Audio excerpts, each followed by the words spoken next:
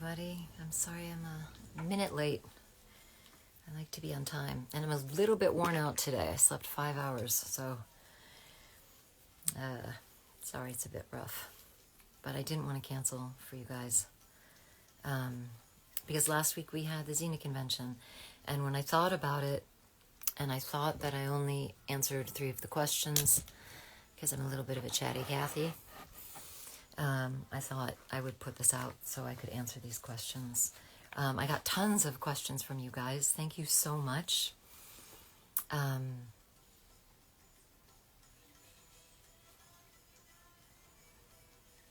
So I'm not going to be able to answer all of the questions. And don't ask me questions live on this. What I had asked is for social media, for you guys to just write them out, and then we printed them out. And I just grabbed the ones that spoke to me the most in this moment.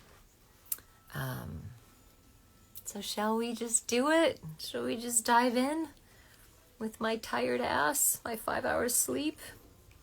I did, I'm in Southern California, and we're having a really big rain watch, flood watch right now. And we drove up to LA last night to go to satsang, and it was really intense rain. It was really intense, but we're fine. I did hear that LA closed their schools. That's how much it's flooding in Los Angeles right now. So, okay, kids, should we dive in? So this is all about Xena. So normally I don't really talk about Xena that much. I mean, I will occasionally if someone has a question. Usually I talk about things more present to me. But because of last week, and if I'm not making as much sense as I normally do, I don't do well on 5 hours sleep.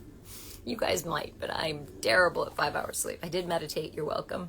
But no shower, thank God you can't smell me.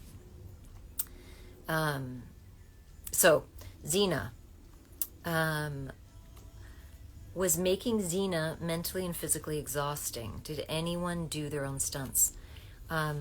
It wasn't physically exhausting. We did have to get up super early in the morning sometimes, and I wasn't used to that at that time. Now I get up very early in the morning in my own life, and sometimes I eat fish and chips the night before and then get up really early in New Zealand. But we did have to get body painted, so, and there wasn't necessarily a heater, so we all had little camper vans. I think the stars of the show had things that were a little bit more luxurious, of course. But the guest stars, we just had these little camper vans, and they would take this cold makeup and they would sponge bath you. You'd wear just your undies, and they'd sponge bath you at 5 in the morning, your whole body, and you'd just be like, ugh. So I remember that distinctly, and being like, I do not care, just pretending to care, pretending to be like it doesn't matter. Mentally it was exhausting for me because I was going through something incredibly personal and challenging during that time. So that whole time of shooting Xena, or most of it, was, especially the beginning of it, was really, really painful. But I made an incredible friend, the woman who dressed me. I think I talked about her before, named Rochelle.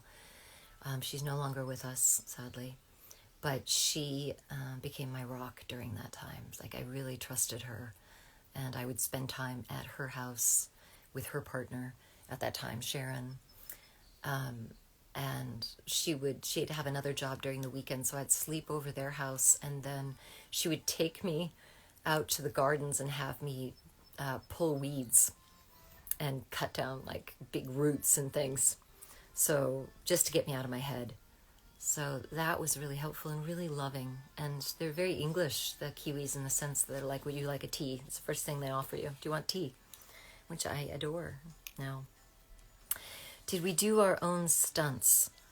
I tried to do as many stunts as I can't stand seeing myself with the glasses. I will choose a different pair. Did anyone do their own stunts? I can't speak for anyone else. I know that I tried to do my own stunts as much as possible.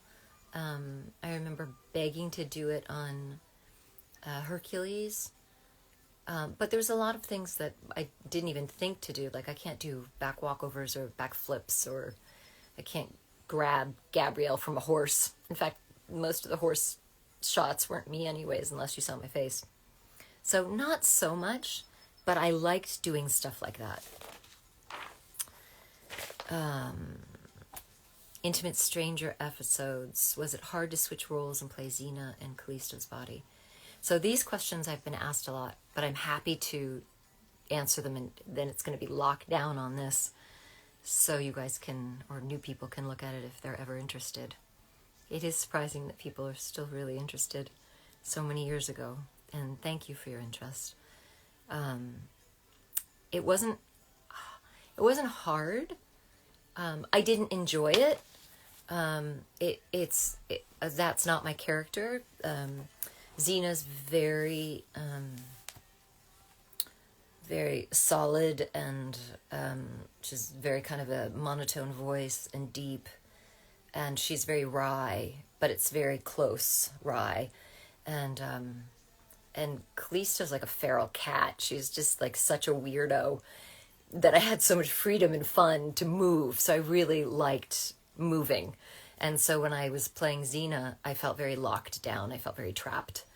And I wasn't, I didn't really watch the show, so I didn't know much about how Lucy did it. So I remember during that time, Renee O'Connor was incredibly helpful with me. She'd go, no, she doesn't do it like that. She does it like this. So anytime it was off, she would help correct me, and she'd even mimic it sometimes and say, try it like this. And that was really helpful. I think, so long ago, I think Lucy and I got together before she broke her hip for like maybe an hour and like exchanged maybe it was a half an hour, I don't remember, but we talked about how like little mannerisms that we do. When you accepted the role in Xena, did you ever imagine all these years later you and the character you so brilliantly breathed life into would be so beloved by many? No, because as an actress, back in the day when I was an actress, it's like throwing paint on the wall. You're constantly auditioning. You're constantly being rejected. You get rejected by far more jobs than you ever get. So when you get the job, I remember when I got that job, I told my parents, I said, please don't watch this. This is probably the worst acting I've ever done. It's so over the top and it's so ridiculous. Please don't watch it. And it's so funny because it's what I'm best known for. I mean, I did end up really loving the character, and I did. The character is amazing. But the first job I had with it, I remember telling my parents, please don't watch it. And no, you never know what people are going to like and what people are not going to like, or what becomes somewhat popular in the moment. You can never know that. None of us can. How do I feel about it? I'm incredibly grateful for the show on a personal level, because I really feel like it saved my life. It was really hard, like incredibly hard to do that show during that time. So I wouldn't say it was fun, although sometimes it was fun. Sometimes I loved my character, and I loved being outside, and New Zealand is so beautiful. But I spent a lot of time in my trailer meditating and lighting incense and being on that place where, like, you never know when you're an actress. They'll say, okay, we think you have an hour, but someone could knock on the door immediately and be like, they changed sets, you have to come right now, go into hair and makeup. So you're always a little bit on that edge of never knowing. You can't fully relax. And that's like, it's incredibly stressful, because you never know when someone's going to freak out and be like, okay, now. But being in nature and being able to meditate in nature and wear wellies and walk in mud, which sounds really weird, but I adore walking in mud.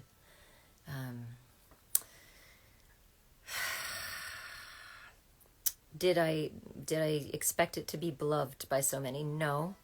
I think I answered that. Is it surreal? I'm so used to it, and it's a part of my life, so I tried really cutting it out for a while, and people were like, they got kind of pissy with me, where they're like, are you ashamed of doing Xena? And I was like, no, but it's like, it's been a long time. Like, I have another life now. And I was annoyed by that at first. I was like, let me just have my life, because I know I was on TV and I may be something when I'm a part of a show and I come into your living room and then you feel like you know me. But that is like just a snippet of that person's life. And then they have a life just like you have. And I don't even remember it. In fact, a lot of times I wouldn't even watch the things I did. So it wasn't as meaningful to me the same way it would have been as if, like, when I watched, what is that show? Breaking Bad, and I saw the main bad guy, and I met him. I met him at a con, and I cannot remember his name. A light-skinned black man who's, I think, his mother or father, one of them is, I think his mother is from the deep South, an African American, and his father was like Italian. One was an opera singer. Anyways, I was so gobsmacked when I met him that I was a moron, because he was like one of the best actors I ever saw. So to me, when I saw him in the green room, I didn't know how to behave. And someone was like, do you want to meet him? And I'm like, no. And of course, they brought him over, which made it awful for me, because I just had one of those awful fan moments where you're shaking and you just want to gush about how much they meant to you and how amazing they are acting. And then you feel like a moron, because you're like, you, especially because I've been in the reverse place, not a lot. He's a way better actor than I am. And you know what it's like to receive that, and yet you're doing it and you can't stop yourself. You just have to tell him. It's like diarrhea. You just cannot stop it. And he was very gracious and very kind, of course. And what an amazing actor. And I wish I could remember his name. Someone will grab it. It's not an easy name. Anyways, so I have no idea if I'm answering these questions. Okay, you'll let me know. And I'm so sorry, I only had 5 hours of sleep. Maybe I should have canceled. How do you think your role as Callisto affected you? But you'll get more honest answers. They might be more boring, but you'll get really honest answers. How do you think your role as Callisto affected you and your journey to who you are now, if at all? Well, I think everything affects everything. And I've been listening to Barbara Streisand's book on audibles, so she's reading it, and it's like 50 hours, 48 hours of her reading her life. I love listening to her life. She's just so interesting to me. And she was saying, when I play a part, it's so funny how life mirrors the part you play. And I think it did. The feeling of being ostracized, the feeling of being hated and being hateful, and great fear and revenge and so much sadness and depression and confusion. I think all were laced into that. And I remember the first creation convention I ever did, we were signing autographs, and someone came up to me and they said, I am like a licensed doctor, and I have to say, when I watch you play Callisto, I really believe you're a sociopath. And I remember being like, you have no idea. No, I don't think I'm a sociopath, but the pain that I was in during that time making that show was beyond searing. And that was helpful because it helped the role. It was helpful because it took me away from America, that's where the problem was. I mean, it was with me, but it was also in the States. And here I was in this incredible land, and I had something else to focus on, and I had to get up every day. And I like working. And so my day would be filled with work, or that horrible waiting where you're just waiting. And in New Zealand, which is also really nice, they don't spoil the actors. So in America, they treat you sort of like you're royalty, but like a bratty royalty. Like, they do everything for you, but they watch where you are at all times, because you're kind of like an infant and you might toddle off somewhere. And then they try to give you everything you would demand or ask for. But I feel like in America, they really groom you to, it's not good for you. And in New Zealand, like, the woman who dressed me, who was my dearest friend at the time, literally would throw my gauntlets at me and be like, "I'm going to get a tea, darling. Put your clothes on." And I couldn't do the back. She'd have to do the back. She has to do this. But I'd have to figure out how to put my gauntlet on with one hand. There's like no coddling.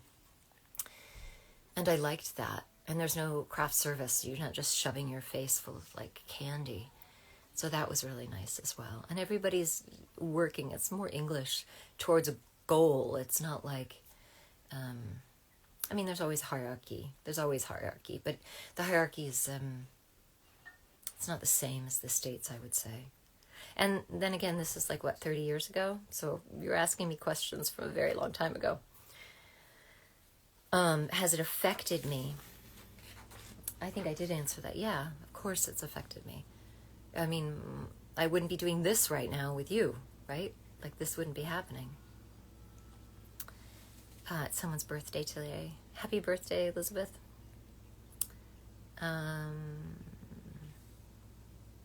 Did you help Adrienne Wilkinson develop her character as she was the reincarnation of Callisto, or did she do it herself? She did it herself.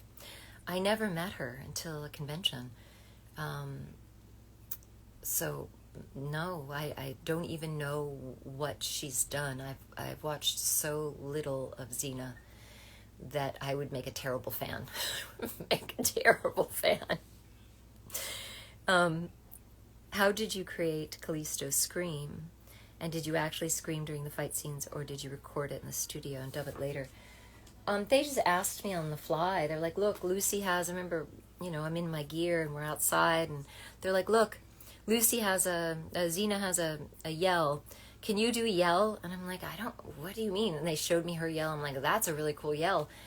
I don't have a yell. Like, I don't go around yelling." So I was like, "Well, what if I just scream like a crazy person?" And they're like, "Great, do that." So I did that. That's what happened. I was wondering if you'd be open to talking about what brought you into your spiritual awakening and journey, and what was your turning point. I apologize if this is a deep or personal question. I like these questions, actually.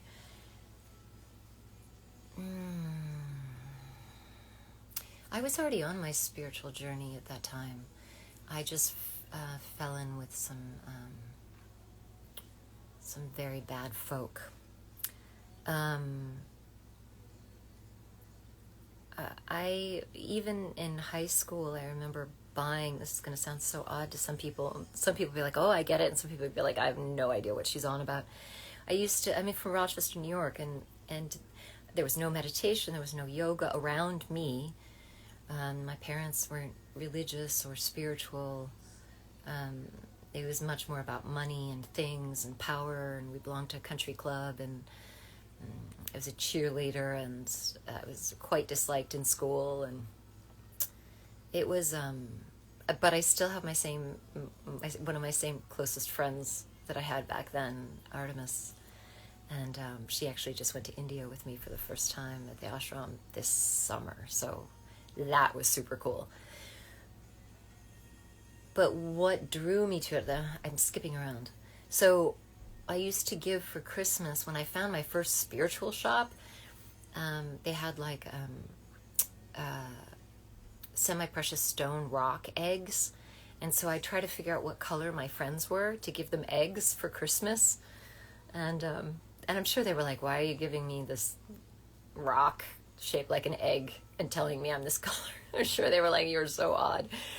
But I really came from such a loving place from my heart. And then I started an acting class. Really started my spiritual growth as well, because we were able to repeat with each other and call things out as soon as you'd be able to see them. And so I started to, you could sit in front of someone and stare at them and try to pull whatever you noticed, and I would be able to go really, really deep. And that was and I had the permission to do it, but I also had the permission to have that intimacy with another human being, which was so delicious, and I was so hungry for it because everything felt so flat and disconnected. So it started from there, and then yoga, really doing yoga in LA. When I came to LA, I did it in New York, but then I really jumped into it in LA,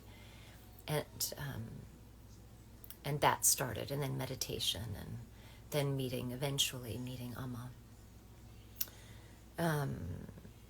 Yes, and when I'm not so tired, perhaps I can give a much better answer to this.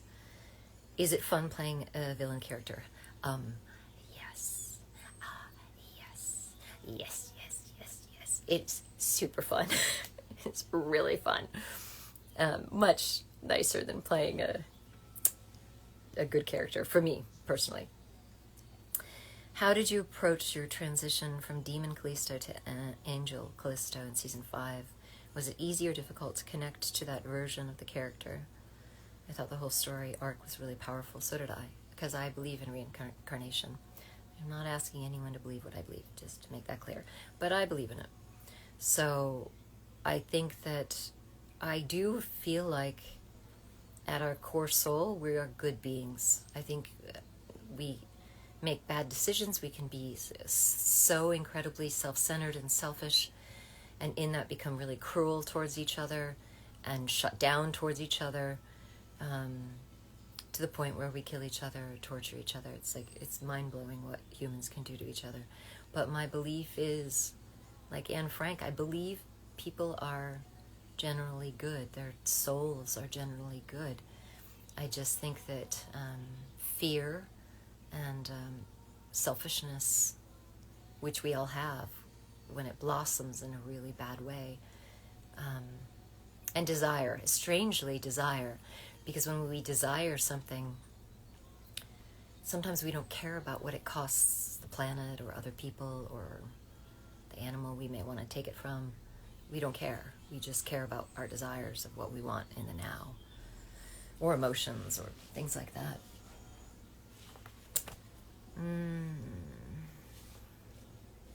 So the transition from Callisto to the demon, or the demon to the angel. The demon was super fun. I had so much fun with all the nails and the horns and the wings. The angelic one, I watched it again right before the convention, and it wasn't nearly as bad as I remember it. Maybe things change. I think it's very hard to play an angelic character because we don't really know.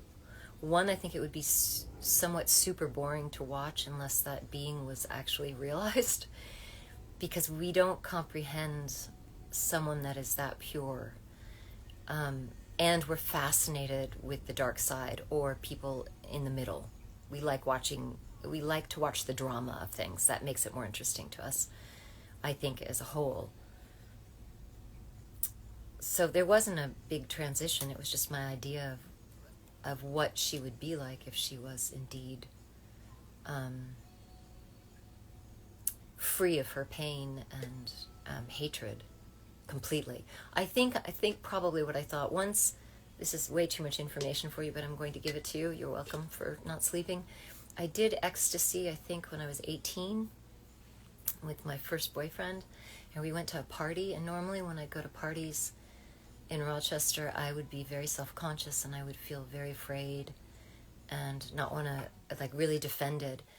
And because of the ecstasy, my heart just blasted open, and I didn't care what anyone thought of me at all. It didn't matter. I just wanted to love them. I just wanted to see how they were, and that fear was gone. And I think that probably that experience helped me with the idea of what the angelic Callisto would be like, because it would be living without fear, and it wouldn't matter what you thought of me. It would only matter how much love I could feel and I could experience and I could share with another, which I still believe is probably the best. And I'm not I'm not saying take ecstasy, because that's awful stuff. The idea of it was brilliant when I was on it, but the come down, that's why I didn't do it, is just dreadful. And I think there's other means to gain that bliss through meditation, harder earned, but that are more long lasting. And I'm grateful that I experienced it, because I believe that it's possible. Too much information. You're welcome. Were there lessons in that role of Callisto taught? Were there lessons that the role of Callisto taught you about life and yourself? Oh God, I was so in it at the time, so it was very. I mean, I learned a lot. Like if I made mistakes, I'd apologize, but my apologies didn't always land, and I wasn't always forgiven, and that was interesting. And I learned how to show up no matter what. Like just show up and do my work.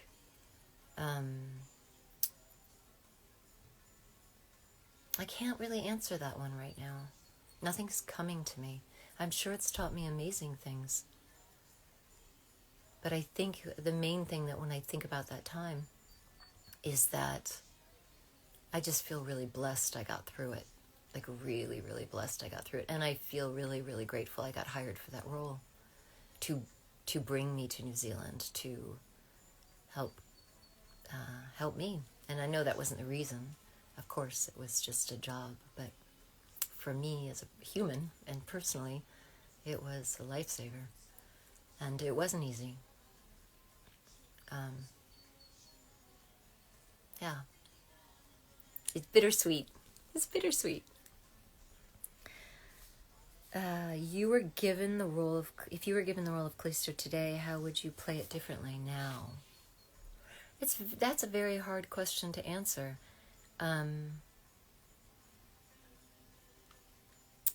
think some of it really worked for the role because of the massive amount of trauma I was going through at the time. And how visceral that was. And now I would probably be far more, if I chose to do something like this, far more conniving and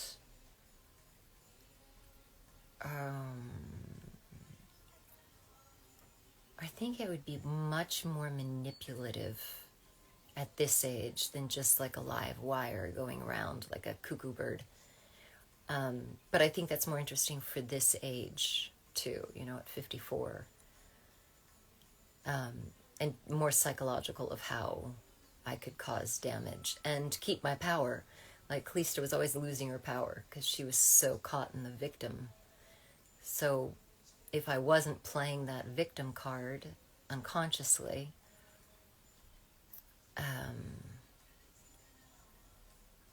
it's funny you ask this question and I have to go there. I probably would be far crueler and hold my power more. I'm not sure what that would look like, but it would be fascinating, I'm sure, to see that too. It's fun to see good bad guys fight with the good guys. It's nice when it's well matched. What did you relate to? Oh, this is Kaylee. Hi, Kaylee. What did you relate to most in the character Callisto? And what did you admire most about Xena? I related to everything about Callisto. About her family being gone, about the rage of someone ruthlessly destroying her life and not caring. I talked about this at the convention, I think at the emotional talk. When I watched a couple of the Callisto episodes right before the convention, I was watching Gabrielle and I was like, I know Callisto needed to be the bad guy, but I was like, why is Gabrielle throwing her under the bus? Like, Gabrielle's the one who's supposed to be like, everyone deserves a chance. But even from the get-go, she's like, oh, her heart's black. It's like, she's just terrible. And I was like, that's not fair. Like, give it a go, Gabrielle. Give it a go. See what happens. You could really help her. You could really help her, yeah. So,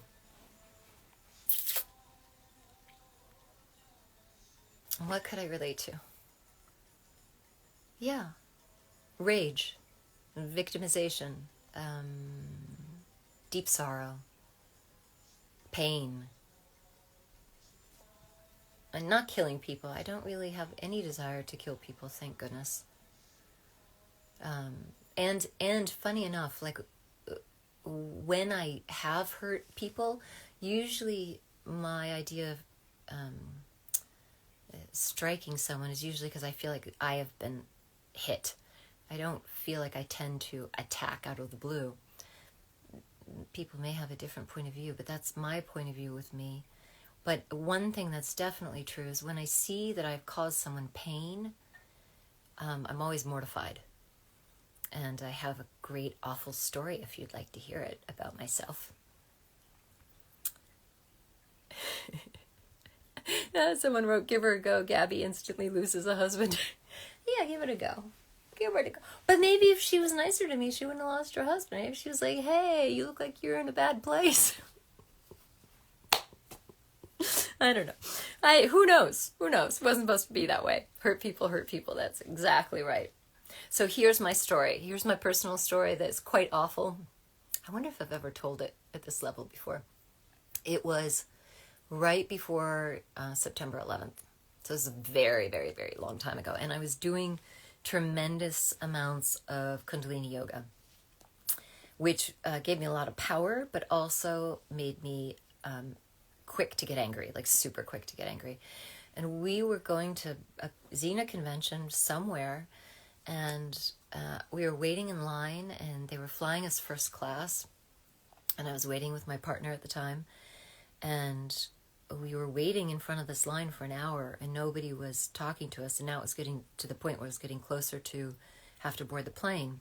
So I started to get anxious, and I asked the woman, and not just anxious, I was pissed. I asked the woman, can she help us, because we've been waiting here for an hour and our plane's going to leave soon. And she was a little snarky with me, and I lost my mind. And I remember my partner was like, it's okay. I go, I'm like, it's not okay. We've been waiting here. No one's helping us. No one's telling us anything. And our plane's going to leave. And the what do you call her? I'm not sure if she's a stewardess, or I think sometimes the stewardesses are also the ones that work behind the computer to help you. And I had a thing of tea with me at the time. And I don't remember the words that were exchanged between us, but I put my tea thing on the counter and it fell. And she's like, pick that up. And I just became like the most horrible tourist in the entire world. And if anyone's a tourist, they're going to understand that. I just was like, I will not pick that up. I can't tell you why. I just lost my mind. And he picked it up. And then she was helping us, but I saw that her hands were shaking. And that's the only clue that I got that I was hurting her. Because I felt like she was hurting me. Like she was really unpleasant with me. So I was just defending myself. It wasn't. If you drop something, you should always pick it up. Well noted. But it was the whole attitude of that fight that was happening in that moment from my little brain. So as soon as I saw her hands shake, I said, hold on. Now this is before September 11th, so you could go through security without any of that stuff. I went through security. I bought her a box of chocolates, and I came back, and I handed it to her, and I said, I'm so very sorry. I'm so sorry. And she was really kind after that. We both made up, and it was okay. But she had told my partner when I ran away to get the chocolates, she said, I have never been so afraid of another human being in my life, and I work with people every single day. And so when he told me that after that, I was like, okay, you need to look at yourself. And I stopped doing Kundalini as well. I kept doing it a little bit, but Kundalini is not the best for me to do ongoing that deep. That's another story. Anyways, there you go. That's a 5-hour story. 5-hour sleep story. Probably too much information. And I'll hear about it later. You were terrible. I was terrible. She was terrible too, but I was terrible. And the thing that I really appreciate about whatever this makeup of this being is, even that long ago, is that when I saw that I was hurting her, immediately I did not want to hurt her. I do not want to hurt someone. I do not want to hurt another human being. I may in the moment where I feel like I'm being attacked. But as soon as I see the vulnerability of the other human being, but that's the thing. Now it's not the same for me. Now I don't need to see that. I have a lot more. I have a lot more patience than I used to have. But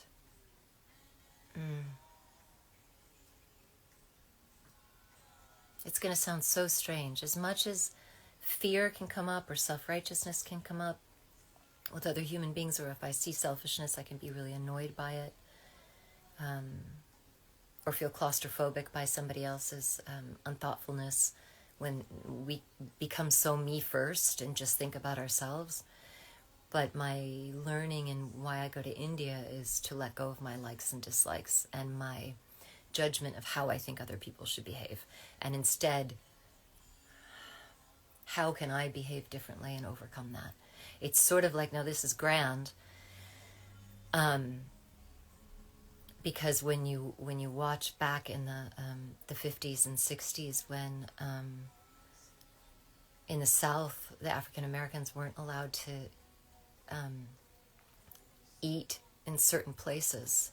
Like they were relegated to other places in restaurants. And when Martin Luther King came along, and how they would have peaceful resistance, and they would be beaten, sometimes killed even. And Gandhi started that, and that came from Tolstoy. It's like all connected. It's all connected. India, Russia, America. But to have that strength of not attacking back. Like I love going to Yogananda's Lake Shrine, because that's where the only place Gandhi's ashes are in America. And I always pray in front of his ashes, because the strength that he had never to strike back. I mean, he did when he was younger, and he was very smart because he was a lawyer. But the strength that it took not to strike back and to allow the other to behave that way and to still not strike back is, I just think that's the highest of humanity, the very highest. So that's the ideal. I'm not asking for more people to attack me, universe. That's not what I'm asking, just to make it clear. But that gives, that I have the most respect for human beings that can do that, because most of us cannot. And that's what I would like to grow towards that. Since your character was so popular, did you have any say in this, in script-wise? Eventually, I didn't get to say the script, although I think Rob Tappert called me at least once to ask me what I thought about an idea about the character's arc, which was really kind. He didn't need to do that. And if I felt like my character wouldn't say something in the read-through, I could say, could I say this instead? I don't feel like she would say that. And that was the first time I had that freedom. I didn't feel like I tried to abuse it, but I appreciated it because they trusted us to know our own characters, because we always got different directors. Can you talk about Aries? Yes, I can. I have to keep an eye of the time because I tend to go on and on. So, Aries. I'm guessing you're not meaning just Aries, but the actor Kevin Smith. So yesterday I got to see my ex-boyfriend who I dated during the making of Xena, when I first started Xena, who I just adore. And then I got to go to a satsang and see a Swami afterwards. We drove home in the rain, and then my friend Renee found all these old clips, and one of them was of Kevin Smith and I at a Xena convention doing a play reading together, and I was wearing a belly dancing outfit, and when I changed the outfit and I put it on him, and he's just such an amazing being, like really amazing being. And I can't say I know him so well, but I have to say, for me, probably out of the cast of Xena, he was the warmest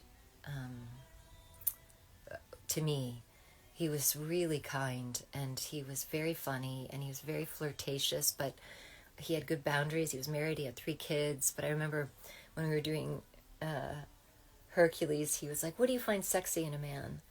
And I was like, hands and wrists. And he was like, what? That's weird. And I'm like, That's what I find sexy. Because all of him is sexy, right? Like the whole thing. Like he takes off his shirt and you're like, yeah. I don't know why I like wrists. Wrists and hands. And wicked intelligence and super funny. Like they gotta be super funny. Anyways, that was then. So can I say anything else about him? I really enjoyed working with him when I got to play Xena. And I remember being a little like, because he's so attractive, and I looked up his moon last night. He was a Scorpio moon, makes sense.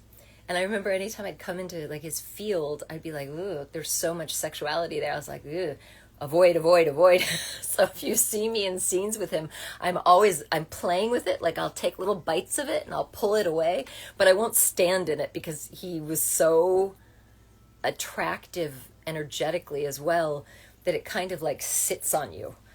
And so I didn't want to sit in it. I didn't want to be caught by it like a little fly in a spider's web. I was like, no, I will be the spider. I will catch you by pulling constantly.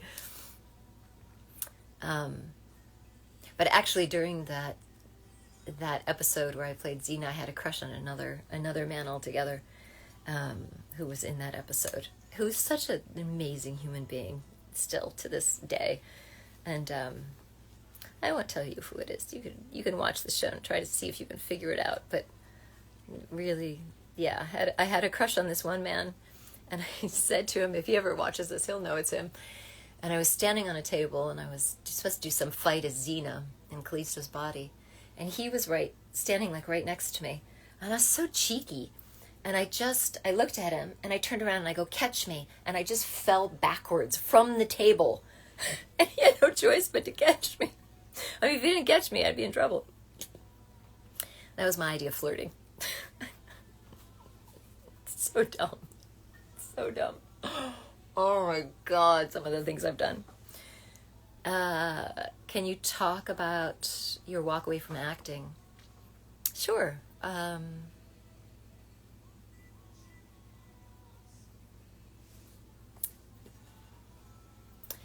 was seeing a therapist at one point, and he kept saying, why are you continuing with this? You don't even like it. And I remember saying to him, if I'm not this, then what am I? I think because I felt like such a nobody. I felt so worthless that I thought when I was in high school, if I become famous, then I'll be important. And then I'll matter. So that was my goal. And I also was excited about it too. I really liked acting. I loved acting school, even though that was also a batshit crazy place. But I learned a lot. And I loved learning. And it's to this day, I still love learning. So that woke me up a little bit to realize that I was so connected to having to be somebody. It wasn't the acting anymore. It was like I had to have the ego of being on TV to matter. And then when the idea, and I wasn't getting tons of jobs at the time either. There was a time period where they were really trying to groom me to be a movie star, and I was so damaged and so rebellious that didn't happen, thank God. But when I started to become sort of nobody, I really loved it. And I think the first time I experienced that feeling of not having to be somebody was I was doing SEVA, which just means like selfless service, up in San Ramon when my teacher was coming. And I was driving people to and from the temple in my car, and I was wearing I was outside all the time as well, so I was wearing a big snowsuit with a hat on, and I didn't really look male or female, and nobody really paid attention to me, and I loved it. I just loved it so much. I loved not having to be a female in that sense, with the blonde hair and that's fun. It has its place, don't get me wrong. But it was like when you're a little kid before the hormones kick in, where you don't really feel like a girl or a boy. You don't care. You're just a being. You're a being. And that's super important, your beingness. So I think that was incredible for me. And then becoming nobody which, you know, the ego's still there, obviously. But a lot, like not being in the world of acting and like wanting to like have everything with the big lips and the no wrinkles, and it helped being in England too, because the English women are not that way like American women, and they have a sexiness to them that is respected and very different. You can age there. You can age in America too, probably not in LA as well, but not that you can't, because you're gonna, but we look weird when we do all that weird shit to us, in my opinion. And it hurts. If it doesn't hurt and you like it, okay, but to me emotionally it just, I don't want to try to be 20 years old when I'm 54. Why? Like, no, that's dishonoring what I am right now.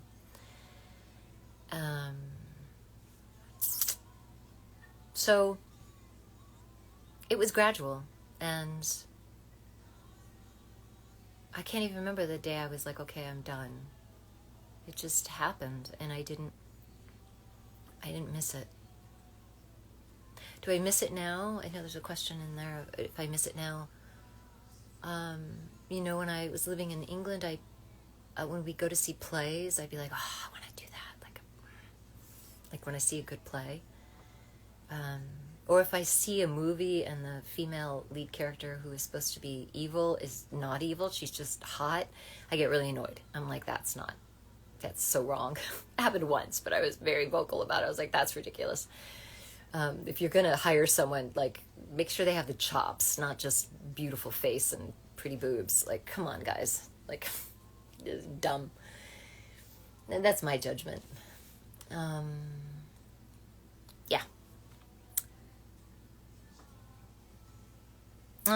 This is from Chantel Mariposa. I guess I'm wondering how someone who touched fame and beauty could be so down to earth and really integrate the spiritual life as you have. What prompted you to leave the illusion of the ego behind and humble yourself to spend as much of your life in service? I love, I know this woman. She's a gorgeous, beautiful Taurus woman with a Scorpio moon. I am not humble. I have gotten more humility with my teeth kicked in. I'd say literally, but it's not literal. That's just a baby tooth that fell out and had a problem with an implant. I have to get it fixed. I just don't want to. That's why I go to India, because India's so hard. You just can't imagine how challenging it can be. But there's no other place that I expand. There's no other place that I rapidly grow in that way, rapidly. Where the self, that sense of self starts, and when I say sense of self, I mean the ego self, starts disappearing somewhat. If I do a lot of seva and I'm always like alert to doing the seva, I'm not thinking about me. All about me and this image and what I look like and how I appear to other people and do they like me, do I like them, like all that stuff starts to disappear, and then I just look at what needs to be done, and then there's so much freedom, and it doesn't stay because the ego's like, it wants to live, right? But those moments where it's gone and I'm like, okay, I'm exhausted, I've already done 4 hours of seva, I got up at 4 a.m, it's now 9 o'clock, and I see as I'm walking into my little one-room place that I stay, the front of it's covered in rainwater. So clean it. You see it, clean it. There's garbage all over the floor. Pick it up, put it in the, like, it's a different mentality to start being a part of the world, in that it's your world. And even if you're tired, you have the energy to take action, to add to your world in a different way, instead of being like, that's somebody else's problem, which I feel like Americans totally do. I'm so wide. Wise, thank you. I'm so wide. So it's a growth process of trying to let go of the ego. And it's a tricky, sneaky one too, because even if I let go more and more, the ego will sneak in and be like, oh yes, I've let go of so much of my ego. See what I mean? Like, it's just a crapshoot. It's just like, it's like a snake that just never wants to leave you, and you have to be really aware of it. And why do I do it?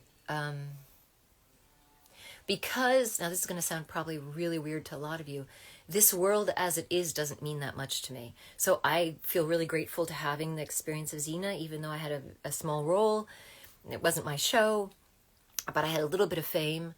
I earned money from doing that in Melrose Place, and so I had a tiny bit of fame. I had some money. I had a partner that gave me more love than I'd ever had in my entire life.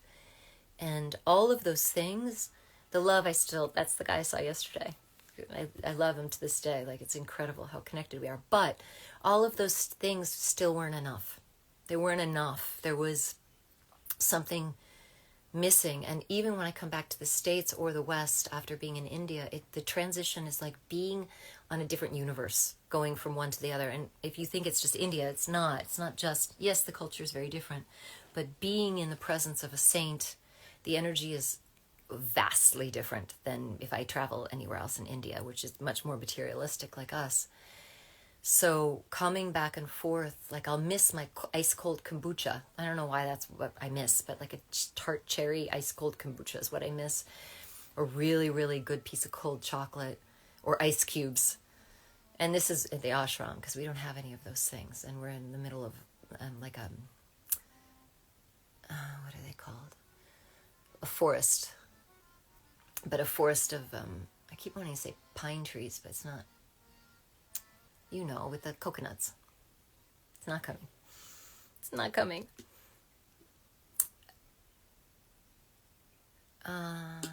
Sorry, I just saw something. I'm not supposed to read these. I'm supposed to read these out.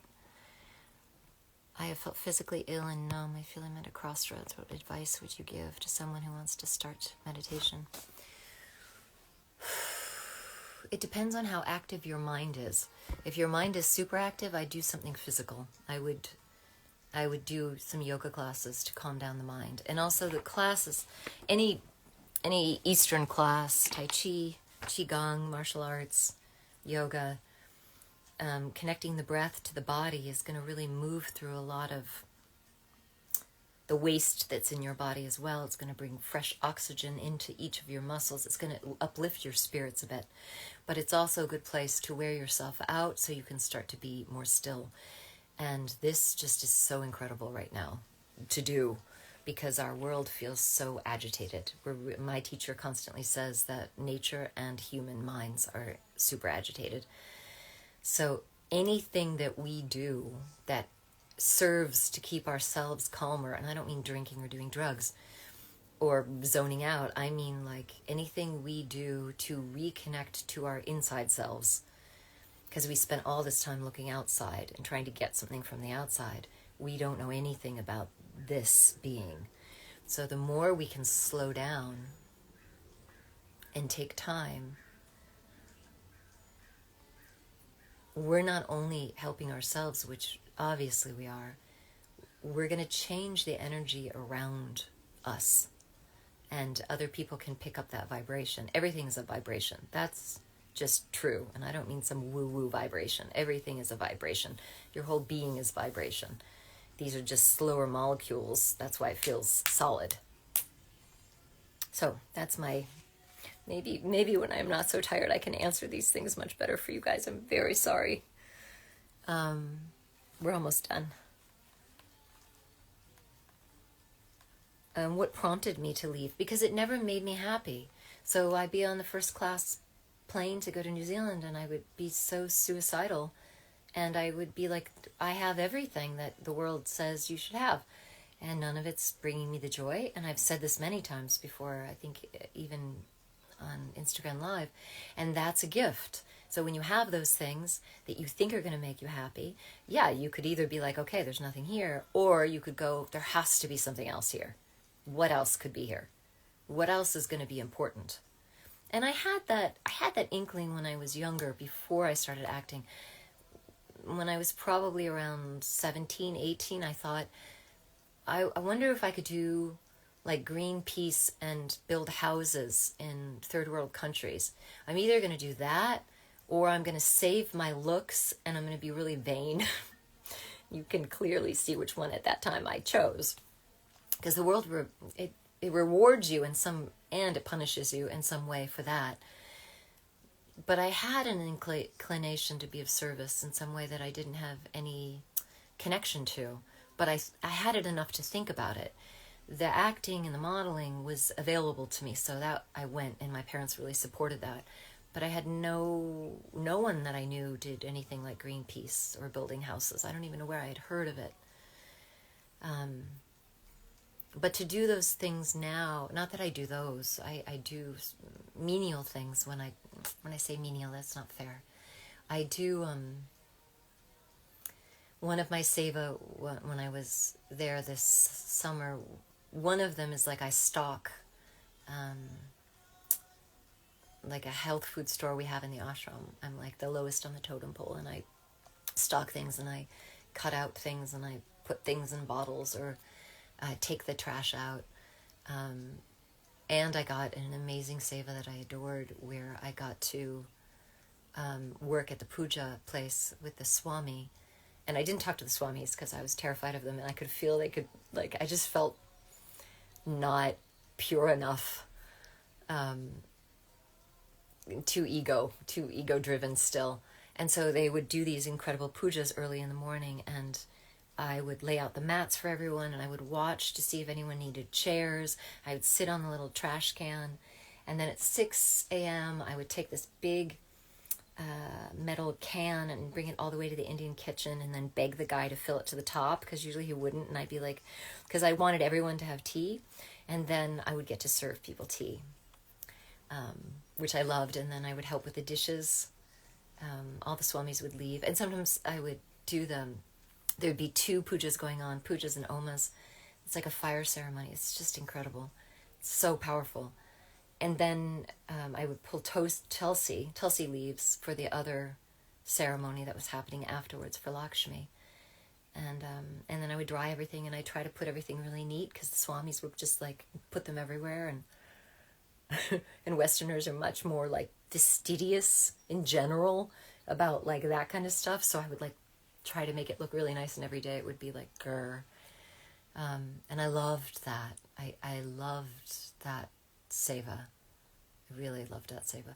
But any seva that you do, anything that you do that is, you're not being paid for, but you're doing it out of just being of service and being a part of something, I feel like my spiritual growth has, I know this is not what you're asking, I'm so sorry I'm going in this direction, I promised it was going to be about Xena, I'll end with Xena, but my biggest lesson, I feel when I am of service and serving others in that way and being a part of something without trying to get things for myself, that's where I get to grow the most. And it's not always pleasant. People can dislike you or boss you around or snap at you, and you're basically at sometimes, and I know Americans are going to be like, what is that?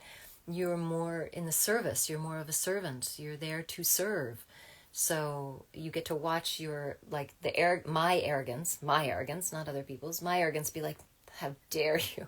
I remember one time, one of the things I was doing in the Pujari area is I would go to wash people's hands, because they would put like seeds into the fire for blessing and to add to the fire. And so you'd have to wash their right hand. So I would pour water, and this one man, this Italian man, had his hand way over here.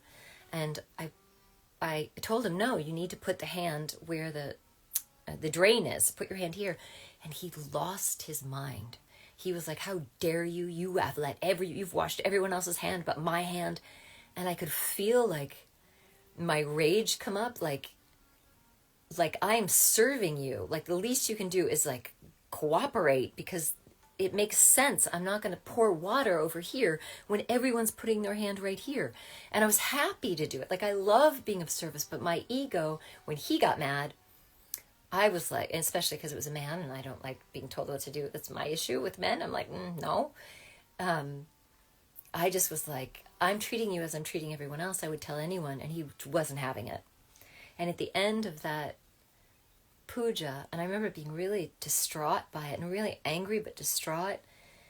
And I did all my service, and then he came to me when I was serving tea, and I offered him tea without saying anything, and he said, it was so sweet, he goes, "Do you forgive me?" And I go, I wasn't doing it to be mean to you. I would never do that to be mean to you. And he goes, "Well," and I touched his face. You're not supposed to touch men when you're in India so much as a woman, but I'm like 1,000 years old, it doesn't matter. So I touched his face. I go, I would never try to hurt you on purpose. And I go, "Do you understand?" And he goes, I understand this. And he grabbed my hand. It was like, so those things happen they probably doesn't translate when I tell you them out loud, but they're profoundly amazing because you get to see your reaction. Even if someone's behaving poorly in that moment, or they're having their own whatever they're having, how are you going to respond to it? How are you taking it? How do you talk to yourself? Okay, that's enough of that. I'll answer one more question because it's already 12 about Xena, and then I will let you go.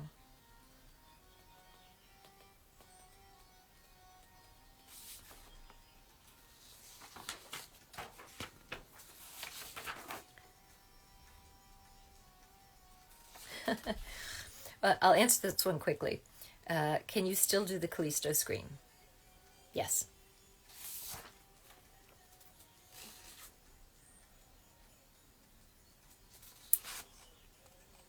Some of them are so... I don't mind personal questions, but I've already said so many things. I just want to stay to Xena so I can answer your Xena questions.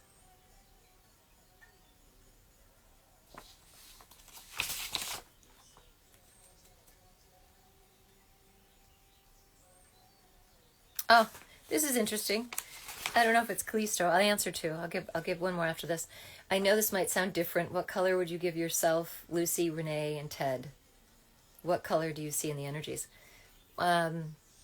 Lucy red, Renee turquoise, Ted dark green, myself yellow. That's a guess. Those are my feelings. It's not a fact, just a feeling.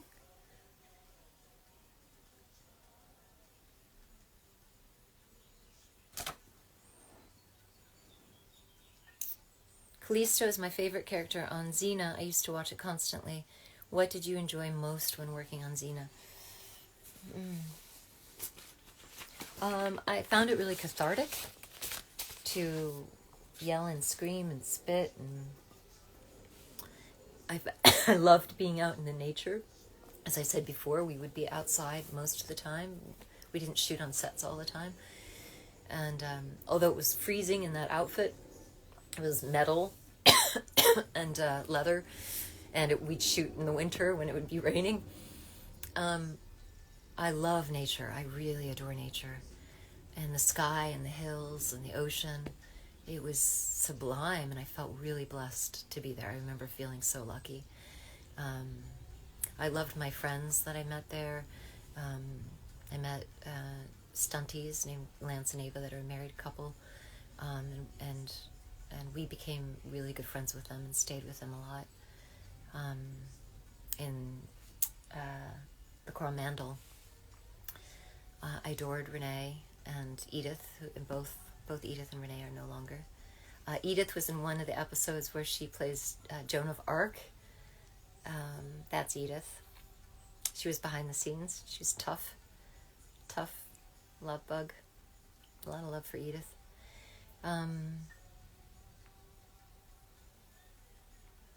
I love that it saved my life. I love how spiritually bent it was. I loved the arc of the show for my personal character. I think everyone can be redeemed, even in this very life. We can improve ourselves. That's why I go to India. But I think it's not improving is not the right word. It's removing. It's more removing of the ego and the me, and the I. Yeah, and I get to sit here with you guys and talk about all this stuff. Yeah, it's not something I live in. My house isn't filled with Xena pictures. or myself as an actress. It's not my world. But after I just did the Xena convention, and I was thinking about how there was lines on both sides, and I only answered 3 of the questions, and I was like, that feels like if I could answer more of the questions that people may have, I'd be delighted to. Because if I watched someone on TV that I really liked their work, I would want to ask them questions as well, which I did not do because I was a big chicken when I had that opportunity with that man. Yeah, and I'm really grateful that you guys watched it and liked it so much, because, I mean, we were doing it for you. Like, that's why we were doing it. So it's incredible that you are still interested in it to this day, and that you want to ask questions from an old actress that doesn't even act anymore. Like, it's really sweet. It's not something I want to do every week, but it's really sweet, and I'm happy to do it right now. And I'm sure I'll do it again, because I'm sure there's going to be another Xena convention. And I just give you my love, all of you out there. Thanks for showing up. And I think that's it. And I will try to sleep. Okay? My love to you all. Mwah! I'll put this on so you guys can watch it if you haven't watched it. That makes no sense, but you understand. Okay. Bye, guys.